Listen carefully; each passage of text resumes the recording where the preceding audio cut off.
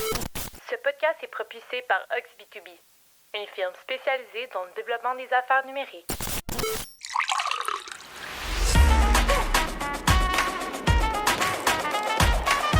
Bonjour et bienvenue au podcast B2B & Go, le podcast qui vous sert à chaque épisode une bonne dose des meilleurs outils et pratiques de vente et marketing B2B. C'est dans une formule pour emporter que Simon Deschênes et ses invités discutent des meilleures stratégies numériques et tendances de l'industrie, toujours sous le thème de la croissance des ventes. La table est mise pour vous présenter le B2B sous un nouvel angle. Bonne écoute!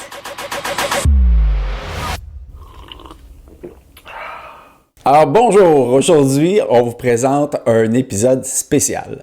Aujourd'hui c'est le dernier épisode de notre deuxième saison, puis on a décidé de parler de développement d'affaires, de vente, puis de stratégie pour aller chercher de la nouvelle business.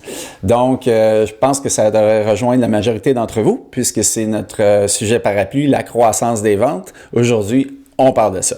Donc pour ça, j'ai décidé d'inviter pas juste une personne, mais deux personnes. Donc, mes collègues Véronique et Rama, bonjour. Bonjour. Salut Simon. Hey, c'est le fun que vous soyez là. Pourquoi Véronique et Rama? Parce que, bon, on a décidé, ils font partie de l'équipe de développement d'affaires de Ox B2B. Donc, on va parler un petit peu plus de nous aujourd'hui. L'objectif de cet épisode-là, c'est vraiment d'ouvrir notre jeu sur comment on fait notre démarchage, comment on va chercher des nouveaux clients. On est une entreprise, dans le fond, Ox B2B, c'est quoi? C'est une firme qui fait de la prospection pour d'autres clients. Donc, évidemment, on fait du démarchage pour des entreprises qui vendent leurs produits ou leurs services à d'autres entreprises, que ce soit localement au Québec, que ce soit au Canada, que ce soit à l'international. Donc, on sert une vingtaine de PME d'ici et d'ailleurs, puis on fait du démarchage pour eux. Ça veut dire quoi? Ça veut dire qu'on crée du contenu de vente, on monte des listes d'entreprises, on identifie des preneurs de décision, on est habilité à trouver leurs coordonnées professionnelles, puis on les contacte de façon multicanale pour obtenir des premières rencontres pour nos clients, ou des fois, on va même jusqu'à vendre les solutions nous-mêmes pour nos clients, au nom de nos clients. Donc, c'est ce qu'on fait. Ça pourrait vouloir dire que c'est super facile de faire notre propre démarchage, mais non, on a nos défis nous autres aussi. Donc aujourd'hui, on va parler de différentes choses. On va parler premièrement des stratégies qu'on a mis en place, puis aussi l'expérience que ça crée. On va aussi discuter là, des observations, des bons coups qu'on trouve qu'on a fait, des choses qui ont fonctionné, des choses qui ont moins bien fonctionné. On va discuter aussi de certains nœuds qu'on rencontre puis comment on s'y prend pour les contourner. On ne dit pas qu'on est meilleur que d'autres. Je pense que juste le partage de cette expérience-là, on a pensé que ça pouvait être d'intérêt pour vous. Donc, il y avait aussi des défis similaires. Puis d'entendre des personnes qui font le même travail que vous, dans le fond, décrire comment ils se débrouillent pour avancer puis pour avoir du succès dans cette opération-là. Donc, sans plus tarder, on va commencer par nos stratégies. Dans les stratégies, on en a 5 dont on va discuter aujourd'hui, qu'on a décidé de présenter.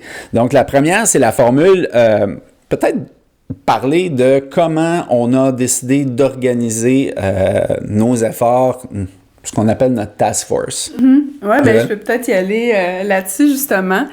Écoute, tu l'as dit, on s'est créé un task force à l'interne ici, donc qui est présent en fait autour de la table. Donc, c'est moi-même, Rama et toi, Simon.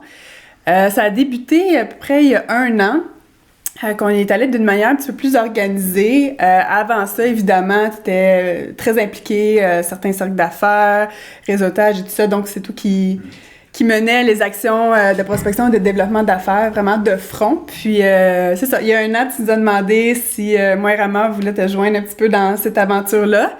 Puis, en sachant pas trop, ayant pas trop d'expérience nécessairement là-dedans, on s'est lancé. Puis, c'est comme ça qu'on a créé le Task Force. En fait, c'était vraiment, le but, c'est de prendre en main notre développement d'affaires, se débarrasser un petit peu de l'étiquette, peut-être du coordonné mal chaussé. Donc, on a une super belle méthodologie pour nos clients. Ben, c'était le temps de l'appliquer vraiment 100% pour nous. Fait que c'est de prendre en main notre succès, puis surtout notre croissance. Donc, dans les dernières années, on a connu une belle croissance, puis c'est de continuer comme ça. Donc, tout bonnement, on s'est mis des barèmes qu'on a réussi à respecter. Je pense que le premier barème, c'est la constance. Donc, on se rencontre une fois par semaine en équipe, que ce soit en virtuel ou en présentiel au bureau. Puis, jamais qu'on va sauter un meeting, hein, c'est vraiment important. Même s'il y a des mois qui sont un petit peu plus tranquilles ou des semaines qui, ben, tu sais, il y a peut-être pas tout le temps de la nouveauté, ben, tu sais, on s'assure vraiment de garder le meeting, même dans les vacances de tout un chacun, on continue toujours à se rencontrer pour vraiment avoir un suivi des dossiers. Puis je pense que c'est l'élément le plus important, c'était vraiment la constance. C'est ce qui peut-être manquait au courant des dernières années. Donc, on s'est imposé ça. Puis aussi, on s'est imposé, je crois, un concept d'imputabilité, c'est-à-dire que chacun est vraiment responsable des tâches qu'on s'attribue en équipe, puis elle doit rendre, je vais le dire en guillemets, rendre des comptes vraiment sur ses objectifs, sur les tâches qu'elle va accomplir. Donc, ça permet, tu sais, de tout le temps avoir la roue qui tourne, puis vraiment d'avancer dans tout ça. Ça donne du rythme. Ça donne du rythme. Puis quand on voit que tes collègues sont vraiment engagés, tu sais, dans le comité de développement d'affaires, ben ça donne vraiment tu sais, le petit oomph qui est nécessaire pour pousser aussi de ton côté le plus possible. Donc, la structure des meetings, ben on fonctionne avec un agenda. Tu sais, j'apprends rien à personne, mais juste pour donner vraiment le déroulé de comment ça fonctionne, on fonctionne avec un agenda, on passe à travers nos mandats sont en cours, les opportunités qui pourraient s'offrir, certains projets, donc l'avancement de certains projets. Certainement, tous les prospects qui sont en travail, ça fait partie c'est vraiment central de nos meetings. On échange sur comment, OK, c'est quoi les prochaines étapes, qui relance, quand, qui, comment. Donc, c'est vraiment un consensus d'équipe. On pick the brain à chacun des membres de l'équipe pour savoir comment on peut maximiser les chances que ça se retourne vraiment positivement pour nous. Ensuite de ça, ben comme dans n'importe quelle organisation, il y a des renouvellements de mandats. Donc, on s'assure de repasser les mandats qui sont actifs, voir on en est où au niveau du déroulé du mandat. Qu'est-ce qu'on peut faire pour aller continuer d'apporter de la valeur pour ces clients-là? Donc, vraiment encore là, un brainstorm du task force sur comment on peut aller mener pour un 2e, 3e, 4e mandat.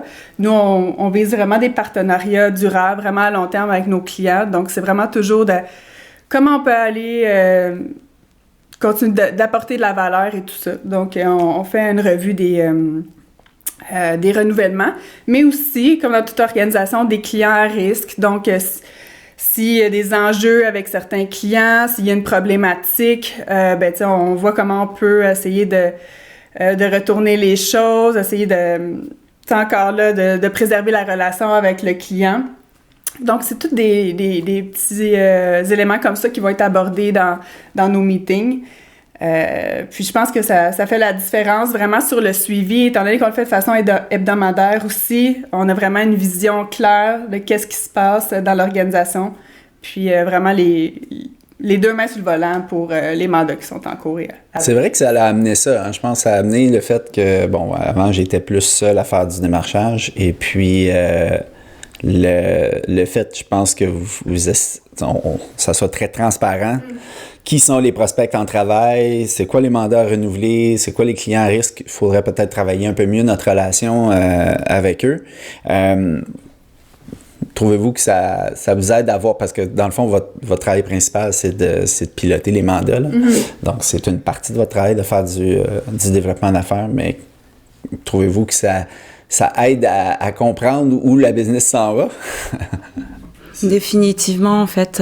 C'est sûr que moi, par exemple, ça fait 4 ans que je travaille pour Rox, et puis c'est vrai que c'était quand même une demande que je t'avais fait depuis quelques années, oui, où je voulais m'impliquer un petit peu plus dans le développement d'affaires, sachant que moi aussi, tu sais, je fais travailler mon réseau un peu comme tout le monde, et puis j'ai eu l'occasion de pouvoir faire des petites rencontres exploratoires de mon côté, et je trouvais ça pas mal intéressant. Donc oui, c'est sûr que les meetings, le fait aussi d'avoir plus d'informations sur ce qui se passe au niveau niveau du développement d'affaires pour nous, ça nous donne aussi une meilleure visibilité de se rendre compte de ce qui va arriver, c'est des différents mandats sur lesquels on pourrait travailler, et puis aussi sur justement au niveau de la relation avec nos clients actuels, de voir un peu ce qui se passe au niveau des autres chargés de projet, d'avoir comme un meilleur tour d'horizon, je dirais, sur ce qui se passe actuellement, en fait, chez nous, là. Fait que cette première stratégie-là, ça a été vraiment, c'est ça, de structurer le travail, puis de mettre le tout en place, puis de se donner du rythme. Je pense que quand que je vous ai arrivé avec ça, c'est ça, je voulais pas que ça soit nécessairement de l'aléatoire. Puis dans ces rencontres-là aussi, je pense que t'as peut-être pas dit, puis on a aussi des objectifs de présence dans du réseautage, puis on en discute aussi. Là. Je ne scooperai pas une des prochaines stratégies, mais quand même, c'est là qu'on va discuter comment ça s'est passé à ces rencontres-là et tout ça. Je pense que ça a aussi... parce qu'il y a toute une question d'expérience, de relation, de relationnel dans le démarchage. Il faut parler à des gens, il faut être en contact avec des gens, pas juste avec des clients potentiels, avec des gens qui peuvent nous référer aussi à des clients potentiels. Fait que c'est le lieu d'échange là, chaque semaine de ces discussions-là. Oui, client et opportunité, je pense que... Oui, exactement. C'est pas mal ça. Il y a une deuxième stratégie, dans le fond, qui est notre propre approche de prospection. C'est sûr que... dans le fond, on fait un peu ce qu'on fait pour nos clients à ce niveau-là. Ce qu'il faut comprendre, c'est que dans notre cas, on fait de la prospection, donc ce qui peut s'appeler du lead generation aussi en anglais, là. Donc, il y a beaucoup de bruit, il y a beaucoup de firmes comme la nôtre aux États-Unis, entre autres, ou ailleurs dans le monde, même en Inde, là, qui approchent beaucoup de gens sur LinkedIn, par courriel, même par téléphone, pour faire des affaires pour tenter de créer des liens d'affaires. Fait que c'est une approche qui est, pour nous, on peut pas avoir cette seule approche-là pour démarcher des nouveaux clients parce qu'il y a tellement de bruit qu'on peut être facilement confondu à ce type d'agence-là. Puis il y a toutes sortes de qualités, on va dire, dans des approches comme ça. Il y a beaucoup d'automatisation. Là, je pense que nos auditeurs peuvent peuvent visualiser le nombre de messages LinkedIn ou de courriels d'approche qu'ils peuvent avoir à froid qui sont pas nécessairement à point et qui sont pas du tout personnalisés, qui sont mal faits. Donc, veux pas, ça rentre en concurrence avec ce type d'approche-là. Mais on le fait quand même.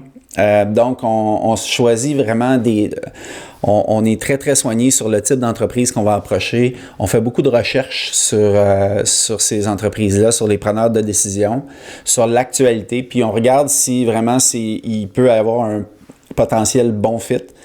On fait pas énormément d'approches comme ça par semaine. Je pense qu'on en fait 5 à 10 là, pour ma part.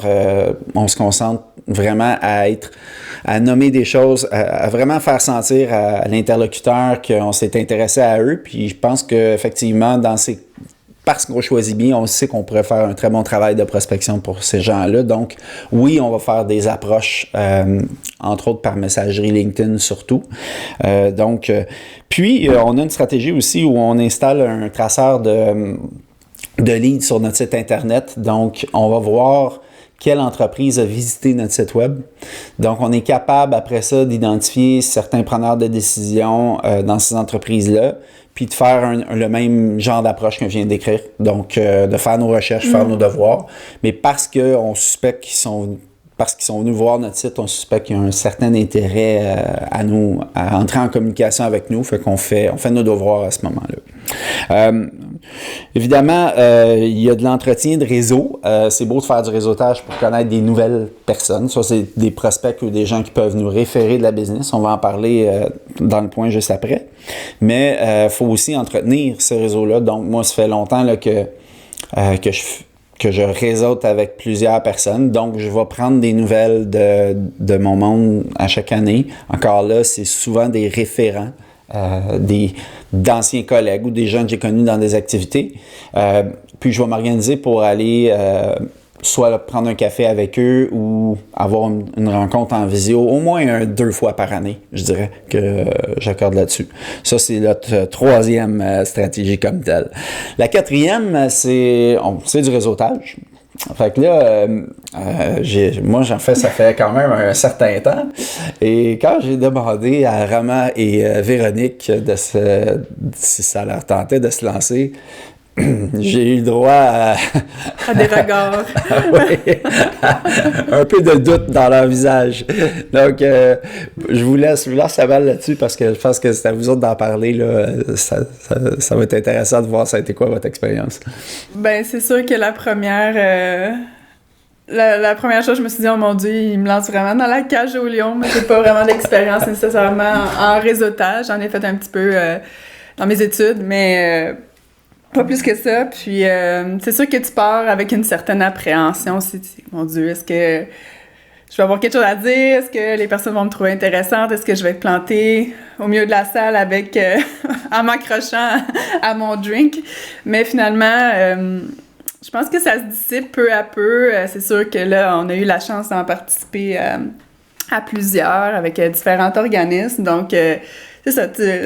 La route pour s'y rendre, c'est stressant, mais quand tu mets les pieds dans la salle, puis finalement, ben tu vois que les conversations coulent, puis tu vois que les gens sont faciles d'approche. Tout le monde est un petit peu dans le même bateau, arrive avec les mêmes appréhensions, donc c'est facile, tu peux tisser des liens quand même assez rapidement, puis on y prend plaisir, hein. Je pense que on y va souvent à deux, donc c'est pour ça que je pense exactement, c'est exactement mais vous ça. Vous asseyez pas fait. aux mêmes endroits. Non, vous pas du tout. En fait, on hein. se sépare, mais c'est vrai que le fait d'y aller ensemble, c'est quand même beaucoup plus facile parce que sachant qu'on y va toujours à reculons, hein, on s'entend là. On y va toujours à reculons, mais le fait aussi qu'on soit deux, ben ça nous donne quand même un input pour rentrer dans la salle. C'est quand même beaucoup plus facile. On sait que on a toujours notre collègue qui est pas très loin, donc on peut quand même s'échanger des regards. Mais l'idée après, c'est sûr qu'une fois qu'on est là, ça se passe super bien. C'est vraiment le fun. Puis comme disait Véro, les gens ils sont tous dans la même situation que nous, donc définitivement, le truc c'est de se lancer et d'y aller là. Et, je pense que vous avez aussi, on en a tellement parlé, je pense, dans les rencontres, il y a des bonnes pratiques en réseautage que vous avez expérimentées. C'est une chose d'en discuter avant qu'on le vive, mais ça serait le fun de vous entendre là-dessus. Comment vous abordez ça? Peut-être qu'on explique un peu Après, ce qu'il faut savoir, c'est qu'aussi les activités de réseautage, elles sont quand même beaucoup évoluées avec le temps. Et puis, il y a vraiment pas mal de formules assez différentes qui existent. Donc, on n'est pas que là, debout, tous, avec notre verre et notre petite étiquette, avec notre nom pour aller réseauter. Il y a des moments où on peut s'asseoir à une table et on est en échange avec uniquement 10 personnes. Et puis là, tout le monde a un peu de temps de parole pour pouvoir présenter en fait ses services. Tu as des formules qui vont être plus aussi speed dating, donc on change de table. Donc là, on a plus de temps pour aller discuter un peu avec tout le monde. Donc ça aussi, ça peut être intéressant. Le truc, c'est qu'il faut trouver sa bonne formule en fait, celle qui nous convient le mieux. Au niveau des bonnes pratiques, ce que je dirais, c'est que généralement, on reçoit la liste des participants la veille ou 2 jours avant. Donc, il faut aller faire ses devoirs. Pour être vraiment efficace, de se dire qu'on n'a que 2 heures, on va peut-être pas voir tout le monde. Donc, il faut aller faire ses devoirs et aller sur les sites web, aller sur les profils LinkedIn et puis essayer d'identifier peut-être quelques personnes qui peuvent nous paraître plus intéressantes, puis prendre le temps d'aller discuter avec elles directement sur place, en fait. D'avoir ce que j'appelle sa shortlist de personnes à rencontrer absolument dans l'événement. Exactement, pour être efficace, parce que c'est sûr qu'on n'a jamais le temps de discuter avec tous les participants, donc faut vraiment comme être capable d'optimiser son temps, en fait. Puis peut-être déjà tenter une première approche pré-événement Exactement. aussi, là, pour sécuriser peut-être un petit 5-10 minutes de conversation, disant qu'on a bien hâte de vous rencontrer. Des fois, ça peut... ça aussi, c'est une pratique qui n'est pas souvent empruntée nécessairement, mais quand on identifie quelqu'un qui pourrait être vraiment intéressant pour une raison ou pour une autre, de communiquer avec lui avant, c'est surprenant à quel point ça peut être efficace. Ouais. En effet, c'est vraiment bien vu aussi. Hein. Puis, ça facilite la conversation, là, donc c'est le fun. Une autre bonne pratique peut-être, finalement nous ce qu'on fait c'est qu'on prend quand même l'habitude, même si on n'a pas eu le temps de parler à tout le monde, c'est d'aller inviter en fait sur LinkedIn par après tous les participants, puis de pouvoir engager un petit peu la conversation avec eux et puis de pouvoir planifier peut-être des rencontres exploratoires ou juste des petites discussions, des cafés virtuels pendant 30 minutes pour apprendre à se connaître parce qu'on sait jamais finalement, elles peuvent quand même nous référer d'autres personnes, ou on sait jamais. Donc, on peut aussi faire ça. Ça peut être une très bonne pratique. Et puis, en dernière pratique que je pourrais donner, ça serait de faire des suivis dès le lendemain. Donc, si par exemple, vous avez engagé la conversation avec quelqu'un, d'être vraiment rapide à reprendre la conversation par après, de faire vos suivis dès le lendemain au plus tard. Oui, on passe vite à d'autres priorités. Exactement. On pense qu'on a tellement de temps. Ça vaut aussi pour les foires commerciales que nos clients auxquels ils participent. Là. C'est pas vrai qu'on a une semaine ou deux pour faire nos suivis. Après, c'est comme une course contre la montre en quelque part pour rester dans la mémoire des... Exactement. On passe vite à autre chose. Hein? Ouais. Que ce soit pour la proposition de nos services, j'imagine, mais aussi, tu sais, des références. Tu as parlé avec quelqu'un, tu dis « Ah, je connais quelqu'un qui pourrait, tu sais, t'aider. » Tu sais, des mises en relation, tout le temps, c'est vraiment apprécié. Puis, c'est ça entre dans entretenir les relations, puis... partager les bonnes relations avec les personnes que tu as rencontrées. Exactement. C'est sûr que quand on fait du réseautage, l'objectif principal, c'est pas de faire des ventes.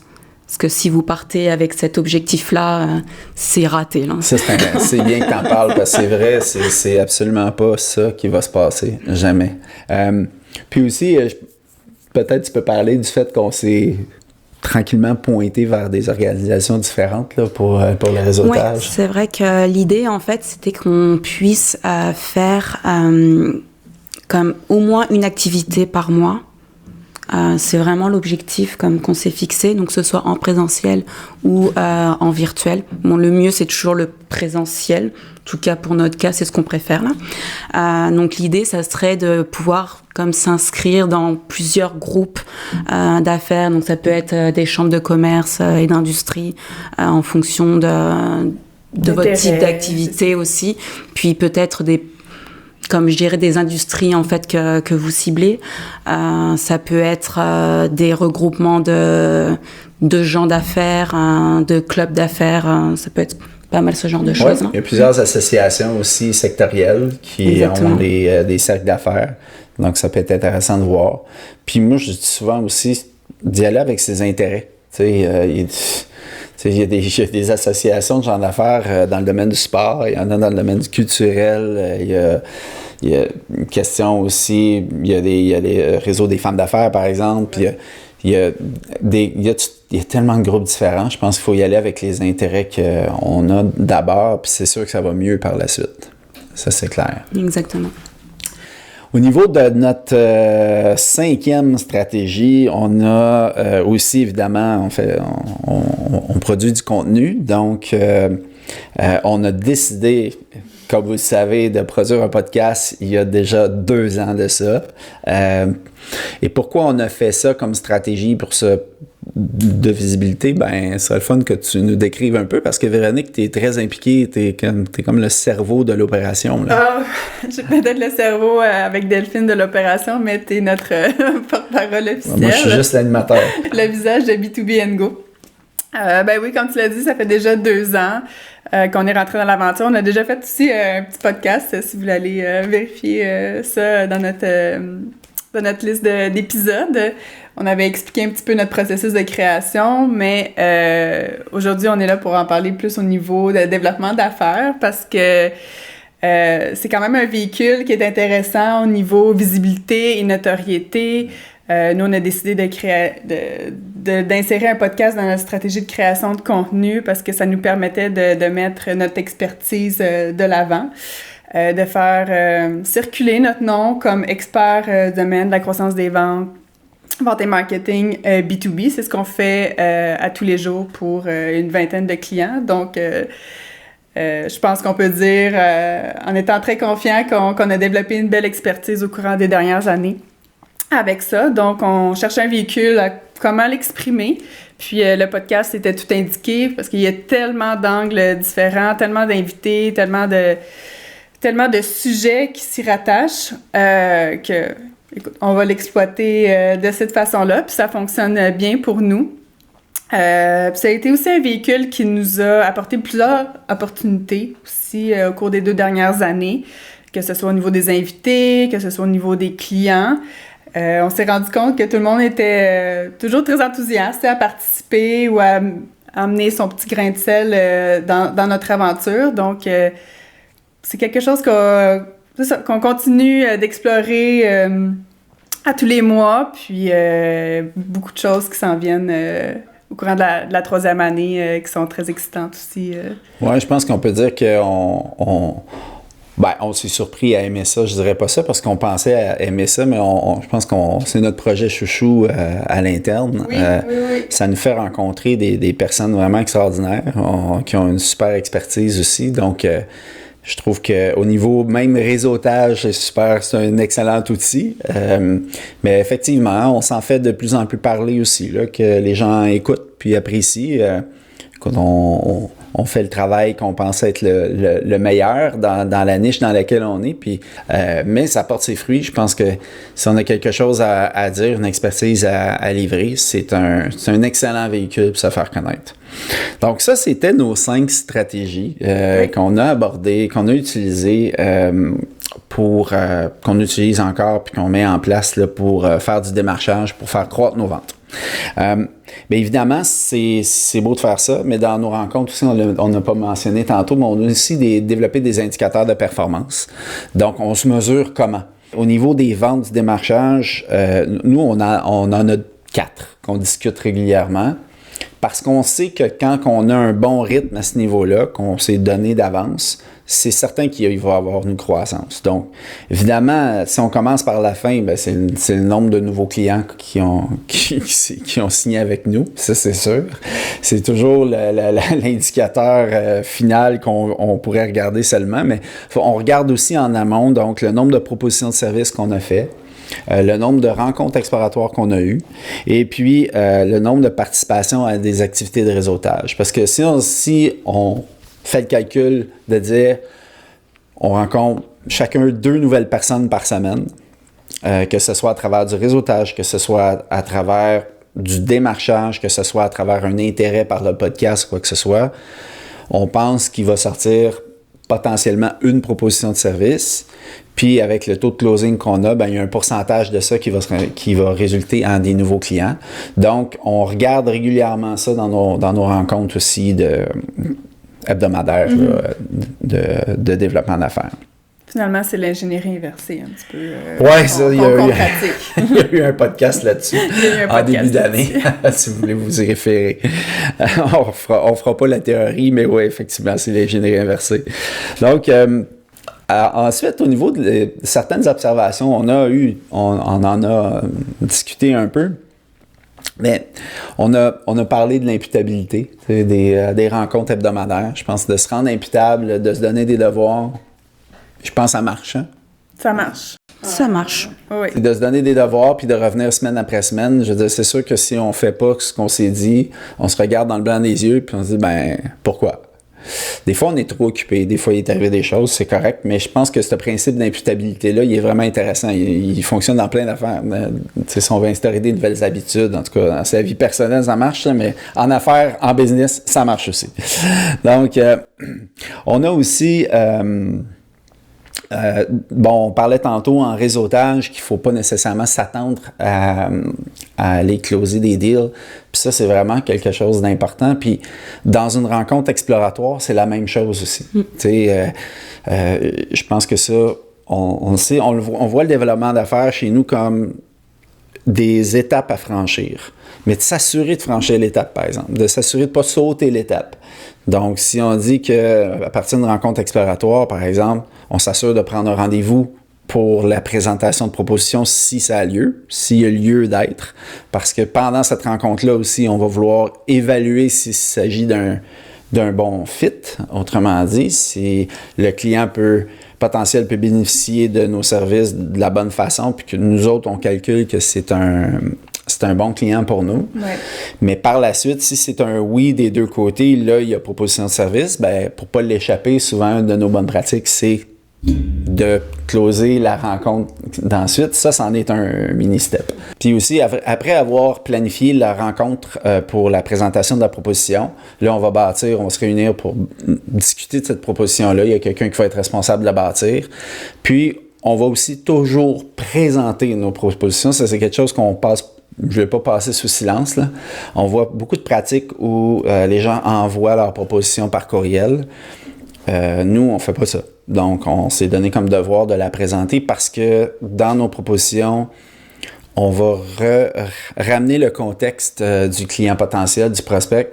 Qu'est-ce qui amène à avoir un besoin en démarchage pour être sûr qu'on comprend bien son contexte d'affaires. Puis c'est souvent là qu'il va se créer une autre discussion qui est très riche parce qu'on va connaître les vrais enjeux puis on veut s'assurer que c'est des enjeux auxquels on peut répondre. Donc, c'est pour ça qu'on présente. Puis souvent, il y a une autre discussion, ça va plus loin que la rencontre exploratoire. Un lien de confiance peut se créer aussi. Puis des fois, il y a d'autres personnes qui se joignent à cette rencontre-là aussi. Donc, c'est important d'être en live avec ces personnes-là.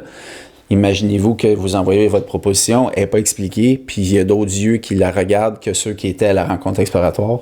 Pas nécessairement. C'est laisser les chances, c'est laisser le hasard décider pour vous. Donc, ça, c'est quelque chose qu'on met en place.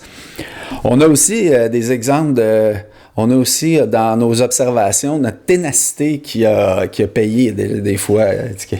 Oui, pour certains mandats, faut dire que c'est quand même de nos valeurs, être tenace. Donc, on l'a bien manifesté dans certains mandats, c'est ça.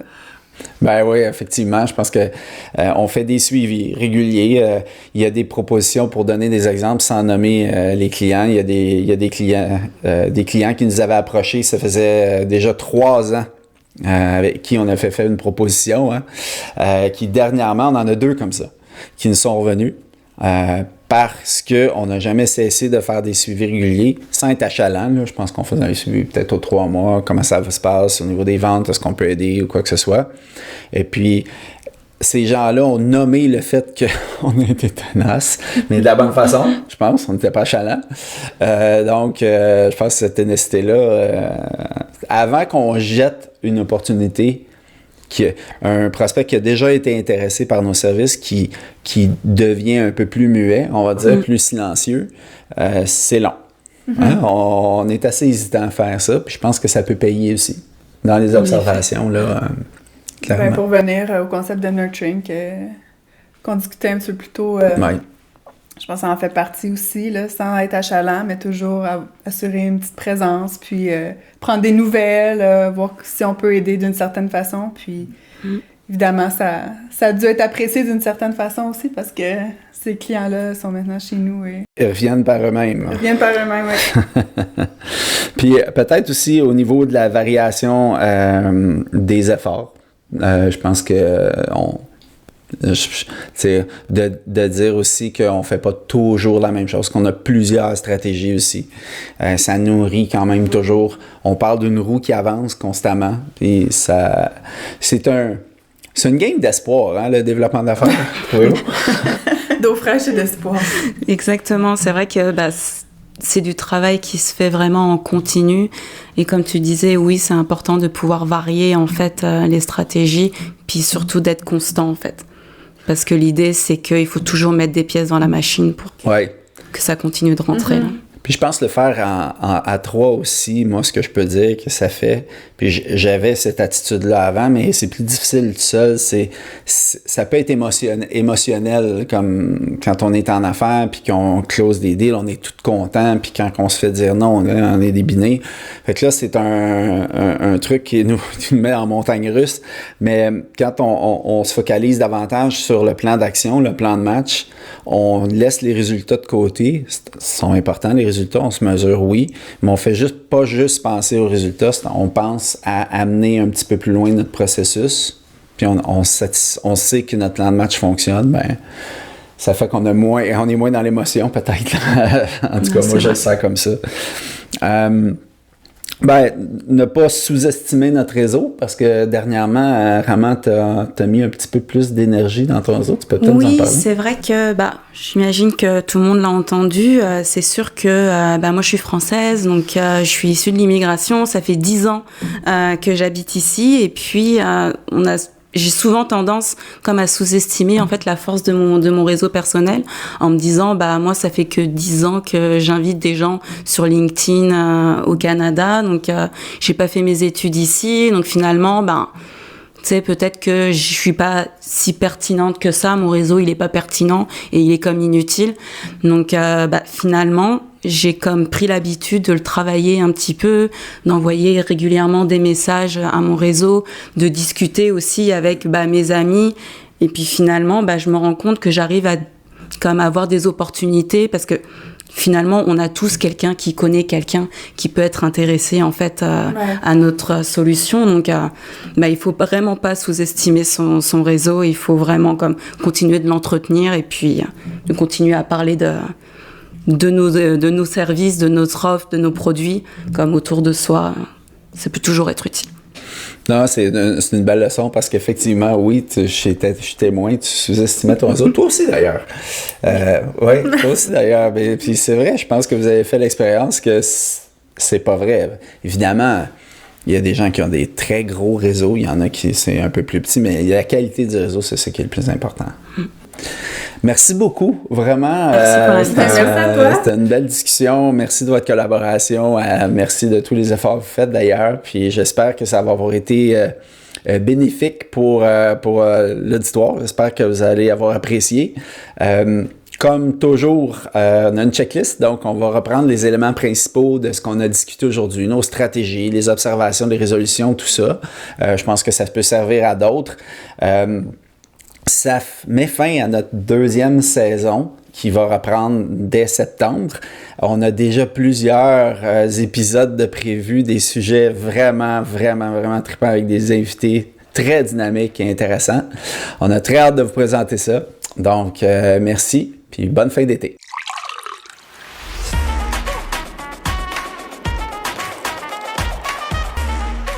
C'est ce qui met fin à un autre épisode de B2B & Go. N'oubliez pas de vous abonner à notre infolette en vous rendant au oxb2b.com/podcast pour être notifié dès la sortie de notre prochain épisode, en plus de recevoir l'aide-mémoire préparée par notre équipe. Vous trouverez dans celle-ci un résumé des sujets abordés aujourd'hui, en plus de stratégies pour donner un boost de caféine à votre développement d'affaires B2B. Rendez-vous le mois prochain pour un tout nouvel épisode. À bientôt!